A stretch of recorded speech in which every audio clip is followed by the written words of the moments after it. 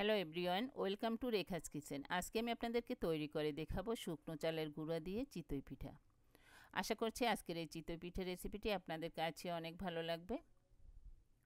চিতই পিঠা তৈরি করার জন্য আমি এখানে 2 কাপ পরিমাণ আতপ চালের গুঁড়া এবং 1 কাপ পরিমাণ শুকনো চালের গুঁড়া নিয়েছি। আর গুঁড়াটা কিন্তু সেদ্ধ চাল এবং আতপ চাল দুটোই আছে। এখন আমি এর ভিতরে দিয়ে দিলাম স্বাদ মতো লবণ, দিয়ে দিব 1 চামচ পরিমাণ বেকিং পাউডার। বেকিং পাউডার দেবার কারণে কিন্তু পিঠাটা ফুলবে। এখানে আমি শুকনো চালের গুঁড়া নিয়েছি যেহেতু, তাই আমি বেকিং পাউডার দিয়েছি। এখন সব কিছুকে ভালো করে আমি একটু মিশিয়ে নিব।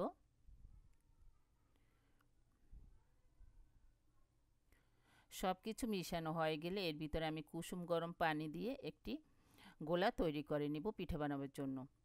আর সবটুকু পানি একসাথে দেওয়া যাবে না, আস্তে আস্তে দিব এবং মিশিয়ে নিব। আপনারা চাইলে এই কাজটি কিন্তু হাত দিয়েও করে নিতে পারেন।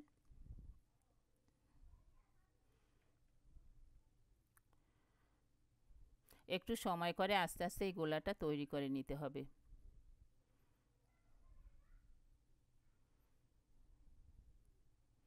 আমি যেহেতু শুকনো চালের গুঁড়া দিয়ে পিঠাটা তৈরি করছি, তাই 20 মিনিট কিন্তু রেস্টে রেখে দিতে হবে। আর আপনাদের কাছে যদি সময় থাকে 1-2 ঘন্টা কিন্তু আপনারা রেখে দিতে পারেন, তাহলে কিন্তু পিঠাটা ফুলবে।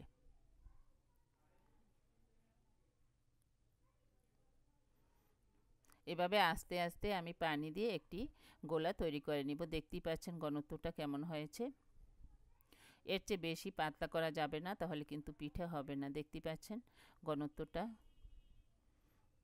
এখন আমি 20 মিনিটের মতো একটা স্থানে ঢাকনা দিয়ে ঢেকে রাখবো। আর রেখে দিতে হবে অবশ্যই, কারণ শুকনো চালের গুঁড়া।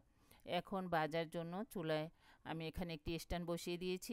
এখানে আমি গ্যাসের চুলায় ভাজবো, তাই গ্যাসের চুলায় সব জায়গায় কিন্তু সমানভাবে তাপ লাগে না, তাই স্ট্যান্ড দেবার কারণে কিন্তু সব জায়গায় তাপ লাগবে। এখন আমি শাঁসটা দিয়ে দিলাম। এখন আমি লবণ এবং সামান্য পানি দিয়ে এই শাঁসটা মুছে নিব। একটু টিস্যুর সাহায্যে আমি মুছে নেব। আপনারা আপনাদের সুবিধা মতো জিনিস দিয়ে মুছে নেবেন। আর প্রতি ব্যাচ পিঠা ভাজার পর কিন্তু এভাবে মুছে নিতে হবে, তাহলে পিঠা খুব সহজেই উঠে যাবে।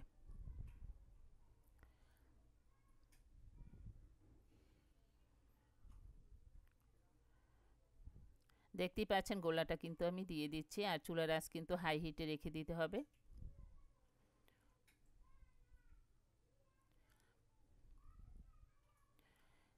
দেয়া হয়ে গেলে ঢাকনা দিয়ে ঢেকে দিতে হবে। ফিরে আসবো প্রায় 3 মিনিট পরে।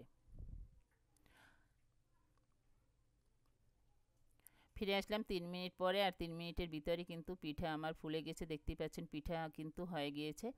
এখন আমি পিঠাগুলো উঠিয়ে নিব।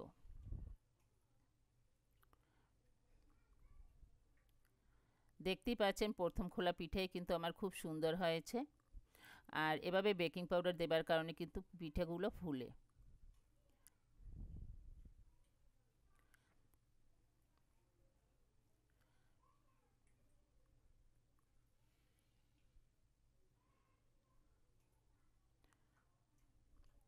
এভাবে করে আমি সবগুলো পিঠা আস্তে আস্তে করে উঠিয়ে নেব। আশা করছি আজকের এই পিঠা রেসিপিটি আপনাদের কাছে অনেক ভালো লেগেছে।